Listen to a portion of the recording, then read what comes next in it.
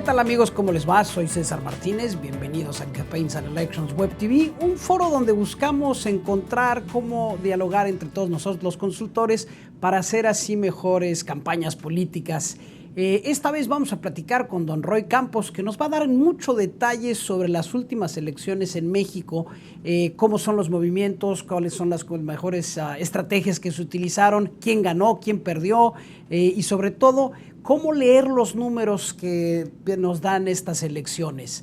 También vamos a platicar con Israel Navarro, que después de 3 años como editor en jefe y fundador de Campaigns and Elections en español, decide regresar a la consultoría política y tenemos una entrevista muy emotiva y muy agradecida con él. También platicamos con Patricia Gallardo en Buenos Aires, en Argentina, con un tema interesantísimo sobre el color asociado a la marca personal. Muy interesante para todas aquellas campañas y candidatos que siempre están buscando cuál es el color de la campaña. Y por último hablamos con Francisco Pelayo desde Washington para que nos platique sobre los REITs latinos, que ha habido muchísimas entradas y cómo va cuadrándose los finalistas y del evento que va a suceder próximamente el 9 y 10 de agosto en Miami, Florida. Esperemos les guste, que lo disfruten y vamos ahora a platicar con nuestros amigos en Campaigns and Elections Web TV. Pues amigos, ahora tenemos el gran honor de estar con don Roy Campos, el mejor lector de hojas de té en el mundo que conocemos, porque siempre tiene una característica muy importante: explicar de una forma sencilla todo esto de lo que tan complejo que pueden ser las cuestiones cuantitativas, las encuestas, la demoscopía. Don Roy, muchas gracias, ¿cómo estás? César, gusto en saludarte. Eso de hojas de té no me gustó mucho, pero está bien. Bueno, pues, los antiguos así leían hojas de té, ¿no? Sí, lo entiendo. Muchas gracias, César. Don Roy, platícanos cómo estuvo este proceso electoral de México. ¿Qué pasó? ¿Se cambiaron mucho más las cosas? ¿Era lo que se esperaba? ¿Nuevo acomodo de fuerzas? ¿Qué sucedió? A ver, mira, César, un poco para los que nos escuchan, deja darte un poco de contexto, nada más, fíjate. Después de aquella elección de 2006 muy complicada, se hizo una reforma electoral. Y esa reforma electoral te decía: señores de todo el país, unifiquen las elecciones. Ya no estén teniendo elecciones todo el año. Unifíquenlas y pónganse en julio de cada año todas las elecciones. Se vino dando el cambio, no se había logrado hacer total. Ese es el primer contexto. Segundo contexto, entra el presidente Peña Nieto y lo primero que hace cuando tiene un día de gobierno es sentarse con partidos de oposición, ¿no? Bien, tal. Y entonces llegamos a 2013 con una nueva característica. Ya no hay elecciones todo el año, porque las elecciones se volvían parte de un conflicto político, porque todo el tiempo estaban peleándose por electoralmente, y ahora solo había una fecha problemática para los acuerdos del gobierno, que era julio. Entonces la elección trascendía en importancia. Era si el PRI se iba a mostrar como un partido lleno de fraudes y lleno de trampas y iba a querer ganar todo, o se iba a abrir con unas nuevas reglas a que cualquiera ganara. Era como una prueba de fuego, la primera elección del siglo con el PRI gobernando, la primera elección con Peña, en medio de un acuerdo, y entonces todo el mundo estábamos pendientes de qué hacían los partidos políticos. Ese era el contexto. Bien, viene la elección. Si, antes de empezar te podría decir quién ganó, el PAN. O sea, ¿quién ganó la elección? El PAN, es lo primero, ¿no? Particularmente una persona que se llama Gustavo Madero, que es el dirigente del PAN. Esos son los grandes triunfadores mediáticos y también en resultados. Y te lo digo a pesar de que no tuvieron más votos. El que tuvo más votos fue el PRI. Entonces aquí hay Entonces, ¿ganaron perdiendo? De alguna manera, mira, votó el 37% del padrón del país, es decir, muchos estados del país, eran 14 estados más por ahí una especial, y era el 37% del padrón. Y en esos lugares, el PRI tuvo más votos que nadie. Bien. ¿Y entonces por qué perdió? Porque perdió posiciones de gobierno. No era una elección de presidencial, era posiciones de gobierno, y entonces el PAN gana lugares que nunca había ganado o que nunca había soñado ganar en el corto tiempo. Te gana lugares fronterizos ahí cerca de San Antonio como Nuevo Laredo y Matamoros, te gana Saltillo, Monclova, te gana Aguascalientes, conserva Baja California y te gana una serie de ciudades, conserva Boca del Río, que lo hace mostrarse como el triunfador, el que le arrebató al PRI sus lugares importantes. ¿Se convierte en la más importante posición ahora? Se convierte más, no, el PAN se convierte en alguien que gobierna lugares que nunca gobernaba, gobierna más población de la que gobernaba, a pesar de tener menos votos, pero mejor distribuidos. O sea, están más en los lugares que tenía que ganar. Y porque venían de un tercer lugar en la elección presidencial anterior, ¿no? Ahora ¿entran en segundo? Totalmente. Mira, venían de un arrastre en el 2006, los habían mandado al tercer lugar presidencial, pero el tercer lugar también en la gubernatura de Jalisco que gobernaban, de Morelos que gobernaban, tercer lugar en el DF, tercer lugar en Tabasco, es decir, todas las gubernaturas y la presidencia del 2006, tercer lugar, y además estaban en un conflicto de pleito interno muy fuerte.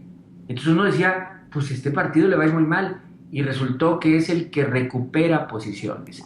En un momento muy especial para su dirigencia, porque Gustavo Madero enfrenta una oposición dentro del partido. Si le iba mal, lo podían haber tumbado. Como le fue bien, ahora está con todas las cartas como para conservar el poder en el partido. Revivió, digamos, lo que le pasó a Lázaro, se levantó y volvió a andar. No, porque no estaba tan muerto, pero efectivamente, ¿no? Como que es un tanque de oxígeno, le dan muy fuerte. Y ahora, si el PAN es el gran ganador, ¿quién es el gran perdedor de la elección? Y el gran perdedor es el PRI, por culpa del PRI.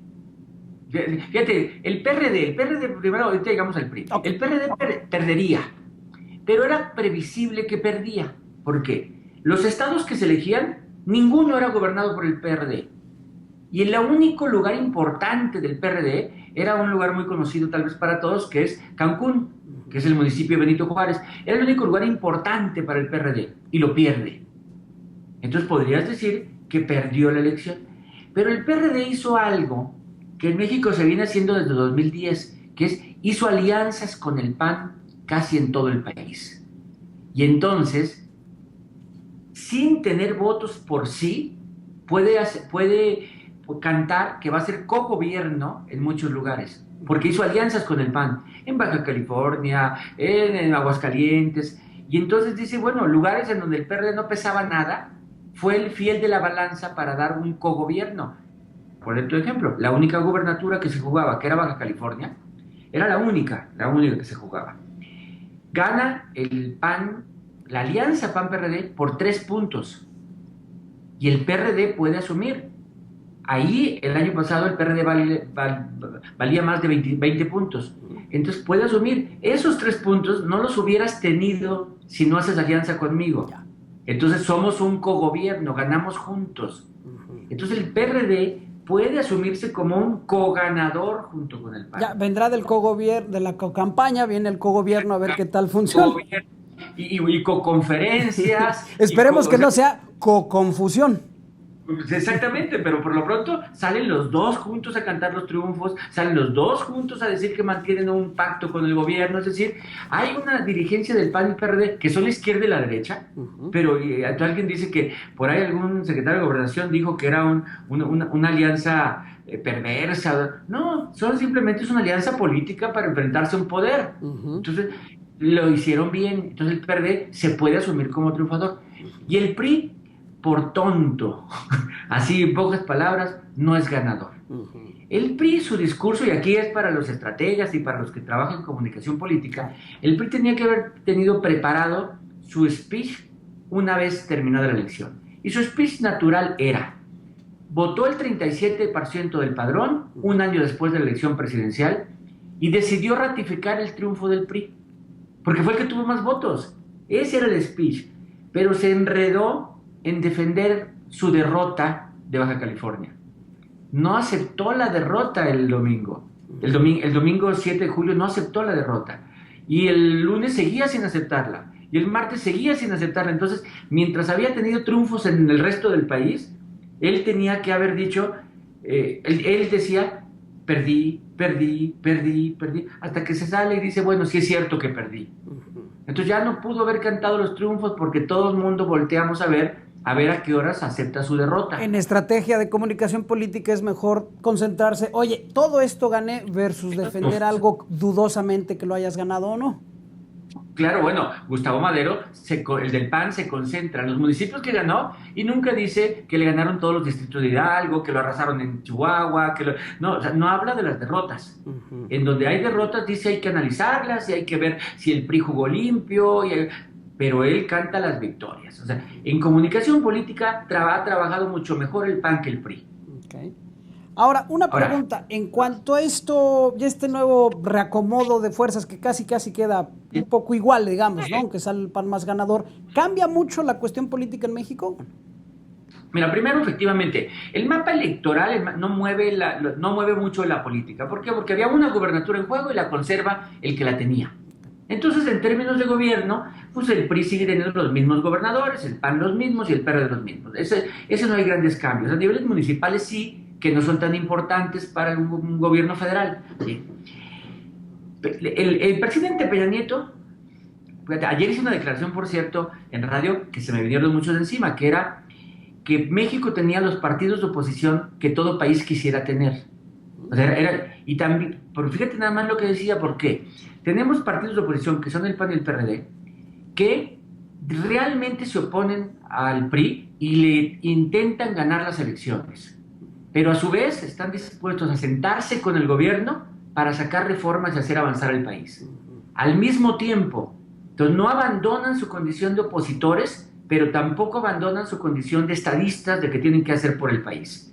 Entonces, en ese sentido, tenemos también un presidente que está priorizando el que se hagan reformas a ganar elecciones. Es decir, es más importante sacar las reformas para el país que estar ganando las elecciones, así que no importa si las ganamos o las perdemos, nos vamos a seguir sentando a hacer acuerdos. Entonces ganó la prudencia, digamos, ¿no? En todas las partes. Ganó la política. Ganó la política, o sea, no ganó la elección, ganó la política, porque ya ayer anunciaron, bueno, esta semana anunciaron los partidos políticos que van a seguir en el pacto. ¿Cuánto va a durar el pacto? No sabemos, pero pasó la aduana más difícil que tenía, que era la elección de julio. Y casi digamos la mitad de un territorio nacional. Totalmente.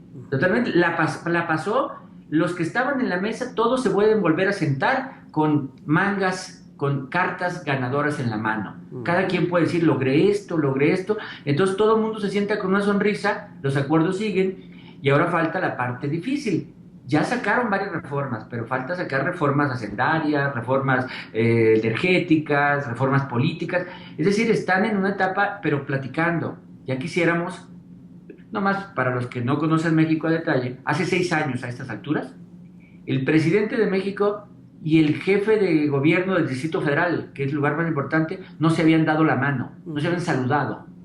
¿No? O sea, había un desacuerdo político impresionante, imposible hacer acuerdos. Hoy de repente todos están sentados en la mesa tratando de hacer reformas. México cambió en ese sentido. La parte del mapa electoral a lo mejor no, pero el mapa de acuerdos políticos sí cambió y esta elección ayudó. ¿Será que está madurando democráticamente México, separando hoy el día de la elección es el día de la elección y no el resto del año es el día de la elección? Yo creo que no tanto, ¿eh? Yo creo que no tanto. Bueno, ya me estaba entusiasmando yo. Que el agua les llega a la boca y dicen, ya si no hacemos algo nos vamos a ahogar. Oye, y en términos de elecciones, ¿qué caracterizó la campaña? En México, en teoría, está prohibida la campaña negativa. No hubo nada más que campaña negativa. Nada, solo hubo campañas negativas. De los 14 estados que tuvieron elección, en 8 hubo el llamado carro completo. El partido que gobernaba arrasó. En 8 de los 14. Entonces, participaciones bajísimas. Participaciones, por decirte algo, el municipio de Culiacán, 31%. La gubernatura de Baja California, abajo del 40%. O sea, son participaciones muy bajas para el estándar mexicano. Por eso me dices si estamos madurando democráticamente. No, yo creo que los ciudadanos no. Yo creo que más bien de los políticos que ya sintieron que el agua les llegaba a punto de ahogarlos.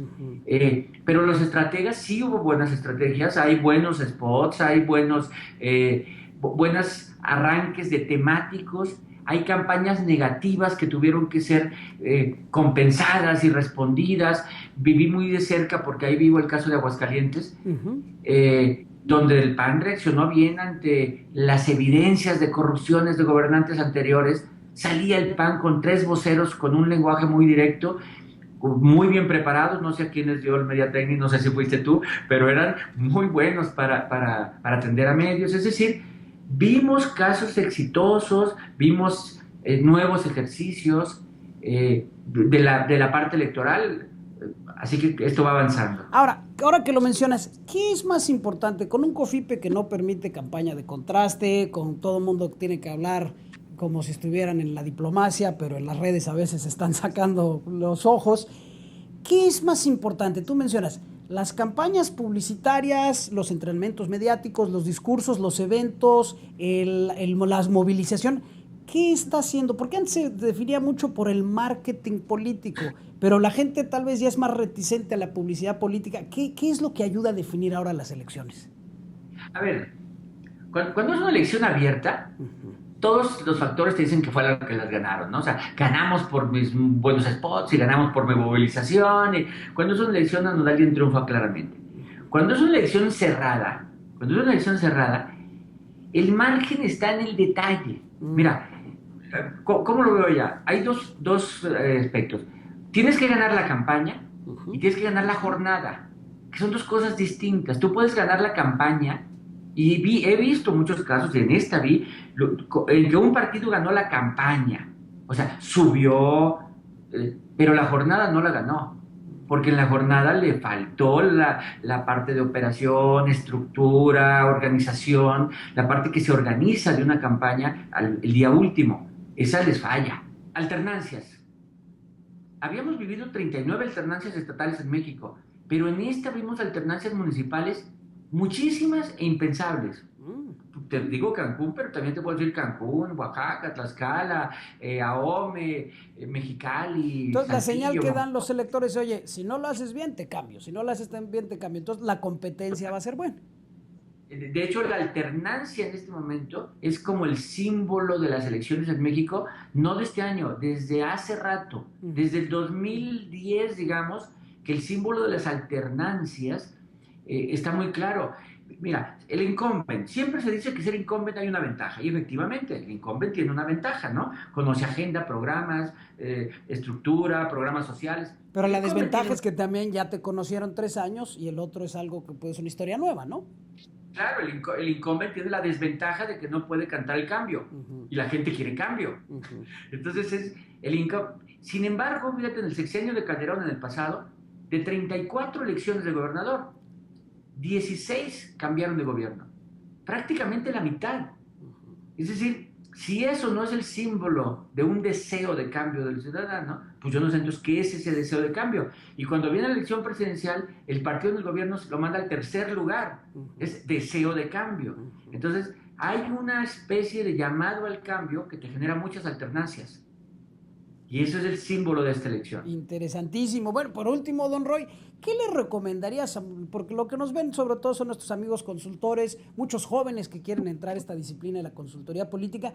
¿Tú qué les recomendarías? Porque siempre mencionas que una cosa es la teoría y la otra es la práctica. ¿Qué les recomiendas para entrar en esto de la asesoría política?